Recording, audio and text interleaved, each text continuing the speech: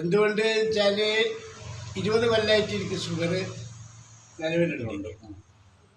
അപ്പം ഈ ഷുഗർ രോഗത്തിന് തളർച്ച സംഭവിക്കുക, നാഡീജലം അതിന് അത്യുത്തമമാണ് ഇപ്പം നിങ്ങൾ തന്ന ഈ കോഫി.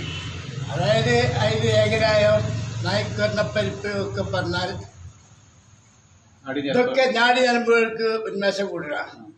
പിന്നെ 20 കൊല്ലമായിട്ട് ഒരു പ്രമേയ രോഗിക്ക് ലൈംഗികാസക്തി ഇതൊക്കെ താനെ നഷ്ടപ്പെടും.